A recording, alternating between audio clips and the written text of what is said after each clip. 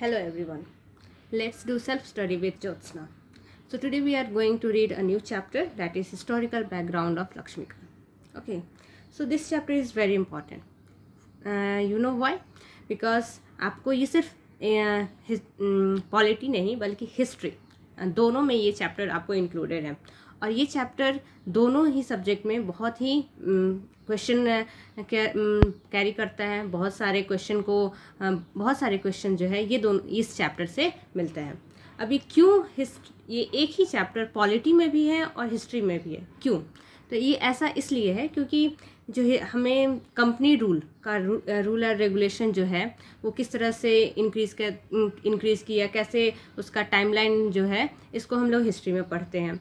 और इसी चैप्टर को हम लोग पॉलिटी में इसलिए पढ़ते हैं क्योंकि पॉलिटी में हम लोग अपना कॉन्स्टिट्यूशन बनाने से पहले उसको कैसे कैसे डेवलपमेंट हुआ, कहाँ से हम लोगों ने किस तरह से लिया है, ठीक है, कौन सा रूल रेगुलेशन कहाँ किस एक्ट से लिया गया है, कहाँ से लिया गया है, इन सब चीज़ों के कारण हम लोग को ये पढ़ना पड़ता है। सो सबसे पहले हम लोग पढ़ते हैं इसका बैकग्राउंड, ओके। और जैसे जैसे क्वेश्चन आएगा कि मैं आपको बताते जाऊँगी कि कौन सा इस पैसेज से या इस पैराग्राफ से या इस लाइन से आपको किस तरह से क्वेश्चन बनते हैं और किस तरह से क्वेश्चन पूछा जाता है। और इस चैप्टर का each and every line is important, okay. Each and every line, mark my word, एक एक लाइन इम्पॉर्टेंट है। सो आपका वेरी फर्स्ट जो पेज है आपका हिस्टोरिकल बैकग्राउंड का, वो आप निकाल सकते हैं, अपना पॉलिटी के बुक निकाल सकते हैं लक्ष्मीकांत, उसमें आपको मिल जाएगा, ओके।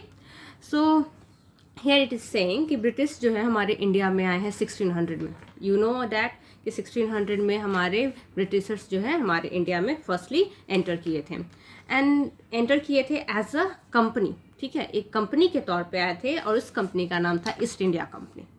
एंड देन उन्होंने अपना जो ट्रेडिंग था हमारे इंडिया के साथ, उन्होंने ट्रेडिंग स्टार्ट किया। और उनको जो एक हमारी उस समय 1600 के टाइम में जो ब्रिटेन में जो क्वीन थी, क्वीन एलिजाबेथ फर्स्ट, उन्होंने उनको चार्टर दिया था, मतलब उनको ऑर्डर दिया था कि आप जा सकते हैं इंडिया में और जाके आप वहाँ पे ट्रेडिंग कर सकते हैं। सो 1600 टू 1765, ठीक है, 1765 तक उन्होंने क्या किया, इंडिया में एज अ रूल किया एज अ कंपनी, मतलब इन्होंने ट्रेड किया। Mainly they were trader, not the लोग रूलर नहीं थे बल्कि ट्रेडर थे।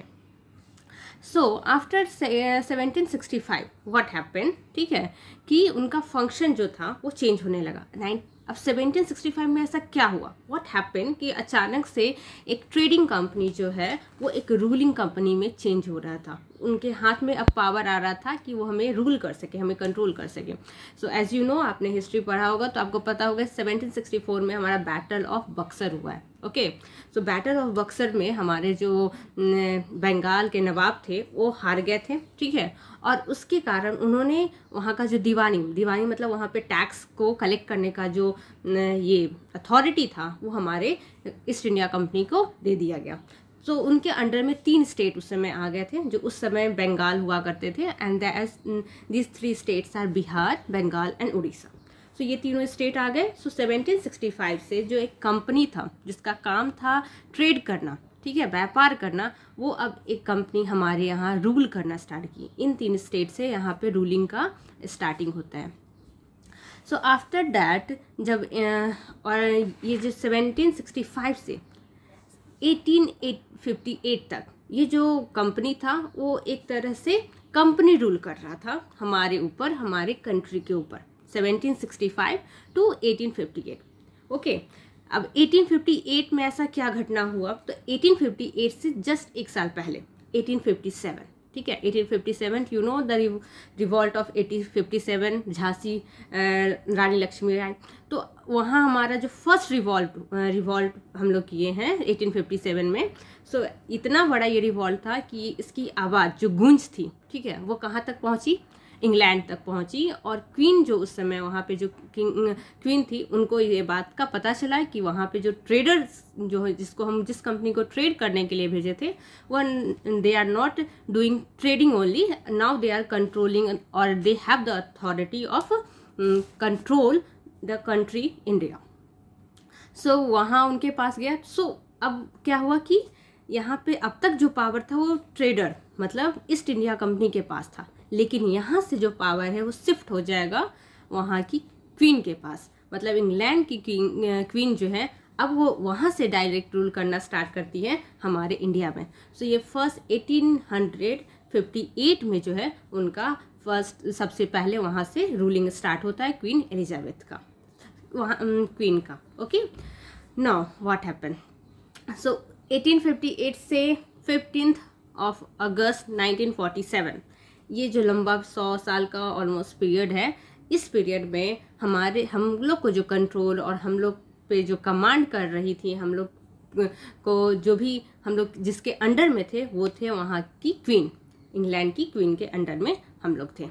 सो ये जो लॉन्ग पीरियड है, इस लॉन्ग पीरियड में बहुत सारे रूल रेगुलेशन आए, रूल और रेगुलेशन बनाया गया। ठीक है, किसी भी कंट्री को कंट्रोल करने के लिए, उसको कमांड करने के लिए, उसको एक ऑर्गेनाइज करने के लिए रूल और रेगुलेशन का नेसेसिटी होती है, ज़रूरत पड़ती है।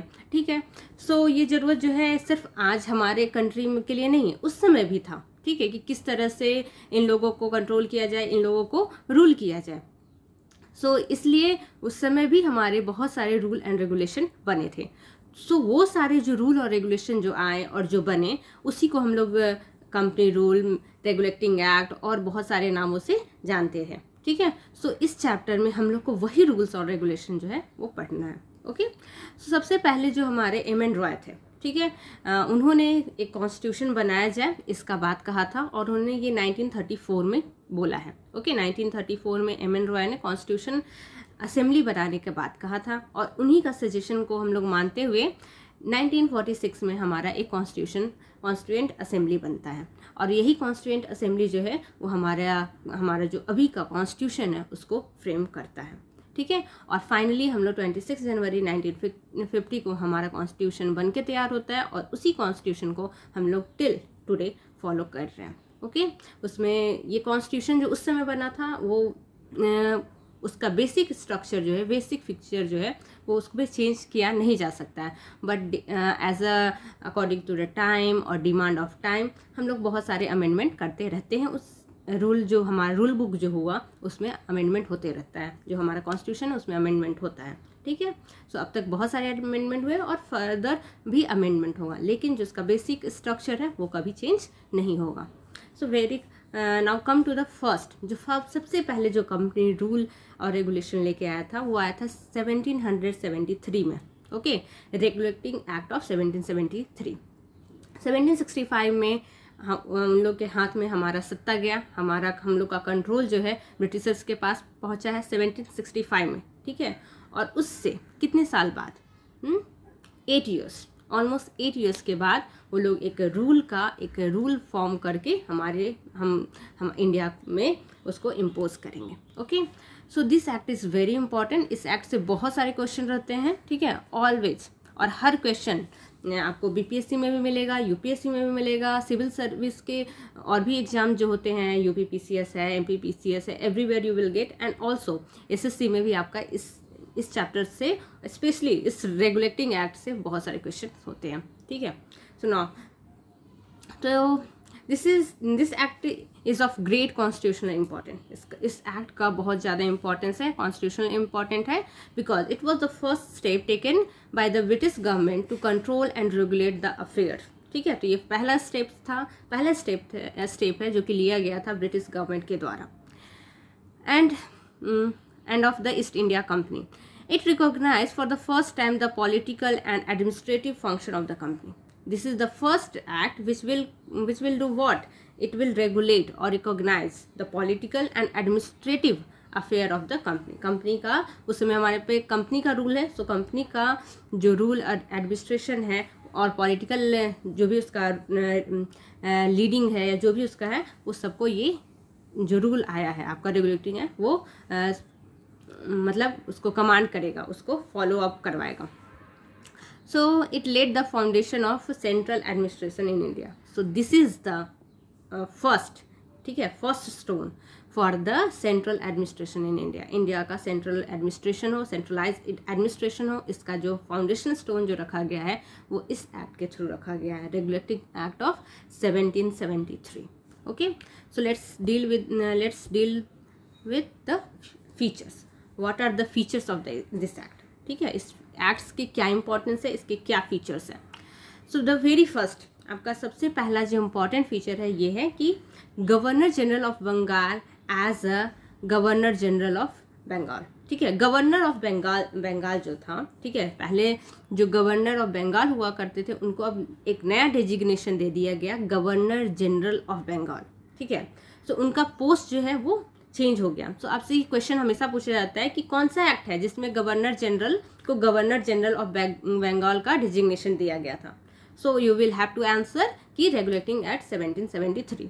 क्वेश्चन दूसरे तरफ से भी रहता है कि कौन सा एक्ट में, ठीक है, हमारा जो गवर्नर जनरल ऑफ बंगाल जो थे, ठीक है, वो कौन से एक्ट में गवर्नर ऑफ बंगाल से गवर्नर जनरल ऑफ बंगाल में चेंज हुए। तो आपका सेम आंसर आएगा 1773। ओके, आपको चेंज करने के लिए पूछ सकता है कि गवर्नर ऑफ बंगाल को रेगुलेटिंग एक्ट 1773 के तहत कौन सा नया डेजिग्नेशन दिया गया था, तो आप वहाँ पे बोल सकते हैं गवर्नर जनरल ऑफ बंगाल का। ओके, सो फर्स्ट हमारे गवर्नर जनरल ऑफ बंगाल जो थे, जो बने, ठीक है, जो मिला जिनको ये डेजिग्नेशन, वो मिला था वॉरेन हेस्टिंग। तो ये भी बहुत इंपॉर्टेंट क्वेश्चन है, हिस्ट्री का क्वेश्चन है आपका कि first governor general of Bengal कौन है, तो वो है आपके वॉरेन हेस्टिंग। सो और इसके साथ एक और क्या इम्पोर्टेंट चेंज किया गया कि एक एग्जीक्यूटिव काउंसिल ऑफ 4 मेंबर जो है बनाया गया, ठीक है। 4 मेंबर का एक एग्जीक्यूटिव काउंसिल बनाया गया, जैसे अभी भी हमारे जो प्राइम मिनिस्टर्स होते हैं उनके साथ एक मिनिस्टर्स का बॉडी होता है, सेम वे वहाँ पे एक आप समझिए कि ये आपका एक प्राइम हेड हो गया आपका गवर्नर जनरल ऑफ बंगाल, और उसके साथ 4 मेंबर का एग्जीक्यूटिव काउंसिल बनाया गया जो उनको असिस्ट करेंगे। The first such governor of Bengal and Madras presidency subordinate to the governor general of Bengal, unlike earlier when the 3 presidency were independent of one another. So इससे पहले क्या था कि गवर्नर ऑफ बंगाल हुआ करते थे, गवर्नर ऑफ मद्रास हुआ करते थे और गवर्नर ऑफ मुंबई, ठीक है, महाराष्ट्र। ये 3 अलग अलग जगहों के अलग अलग होते थे और ये अपना एक इंडिपेंडेंटली वर्क करते थे। लेकिन जैसे ही गवर्नर जनरल ऑफ बंगाल का जो डेजिग्नेशन मिला, ठीक है, हमारे वहाँ बंगाल के जो गवर्नर को, वैसे ही आपके मद्रास यानी कि चेन्नई और आपका महाराष्ट्र मुंबई दोनों जो है ये इनके सबऑर्डिनेट हो गया, मतलब इसके अंदर आ गया, मतलब हेड हो गया आपका बंगाल और ये इसके अंडर में वर्क करेंगे। Okay, now it provide for the establishment of the supreme court at Calcutta, ठीक है। तो ये आपका रेगुलेटिंग एक्ट। नाउ अगेन आपका क्वेश्चन है कि किस एक्ट के through supreme court of Calcutta का एस्टेब्लिशमेंट हुआ था, तो आपका रेगुलेटिंग एक्ट 1773 के तहत ही सुप्रीम कोर्ट का एस्टेब्लिशमेंट हुआ है, ठीक है। और ये किस ईयर में हुआ है, तो जस्ट इसके 1 साल बाद, जब रेगुलेटिंग एक्ट आया उसके 1 साल बाद आपका 1774 में सुप्रीम कोर्ट ऑफ कलकत्ता का आपका एस्टेब्लिशमेंट हुआ है। ओके,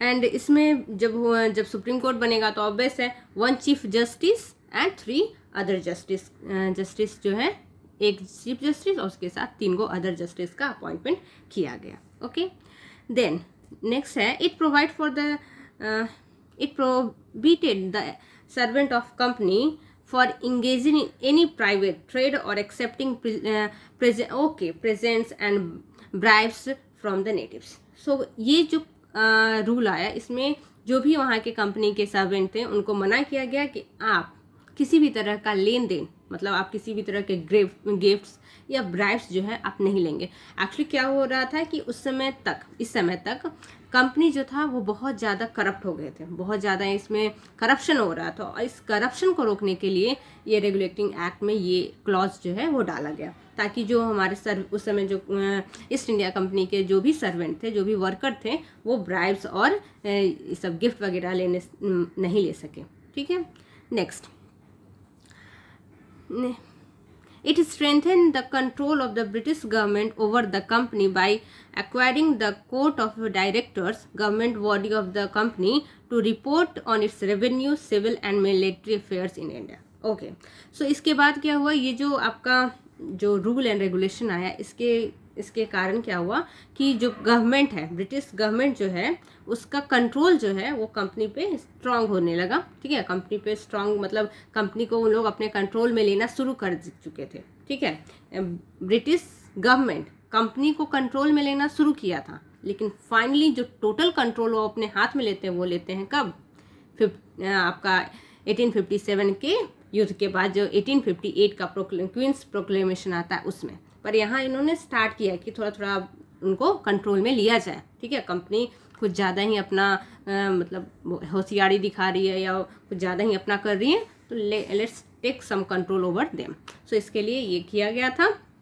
और इसमें क्या बोला गया कि आपको रेवेन्यू, जो भी आपका कंपनी का रेवेन्यू है, जो भी आप जनरेट कर रहे हैं, जितना भी आपको इनकम हो रहा है, वो सारा आपको आपको इन्फॉर्मेशन देना है। सिविल और मिलिट्री अफेयर्स ऑफ इंडिया जो भी आप कर रहे हैं यहाँ पे, आपका सिविल वर्क जो हो रहा है या मिलिट्री अफेयर्स जो भी आपके हो रहे हैं, उन सभी का आपको लेखा जोखा जो भी है वो रिपोर्ट आपको गवर्नमेंट ऑफ ब्रिटिश को देना होगा।